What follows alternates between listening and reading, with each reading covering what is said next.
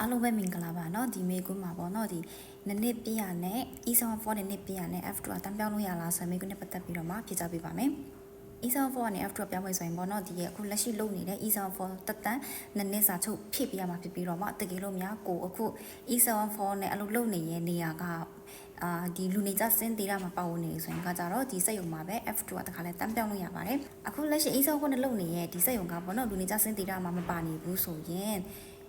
အရင်ဦးဆုံးဒီအလုပ်ကနေအရင်ဆုံးအလုပ်ထပ်ပြီးတော့မှပေါ့နော်ဒီလူနေကြစင်းဒေတာမှာရှိရဲ့စက်ရုံနဲ့အချုပ်ထပ်ချုပ်ပြီးတော့မှအဲ့ဒီစက်ရုံမှာ F2R ကိုပြန်ပြောင်းလို့ရပါတယ်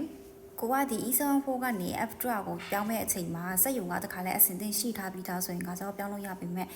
စက်ရုံအဆင်သင့်မရှိထားဘူးဆိုရင်ကကြောတော့ E74 ကနေဒီထန်းကိုခဏလေးအရင်ပြောင်းရပါမယ်ဒီထန်းကနေဒီရဲ့အလုပ်အရင်ရှာပြီးတော့မှပေါ့နော်အလုပ်ရသွားတဲ့အချိန်မှာ F2R ဘက်ကိုပြောင်းလို့ရပါတယ် F2R ပြောင်းဖို့ဆိုရင်အချက်3ချက်အဓိကအချက်ပေါ့နော်အချက်3ချက်ရေးကြည့်ရလို့ပါတယ်လူနေကြစင်တီလာမှာဖြစ်ရမယ်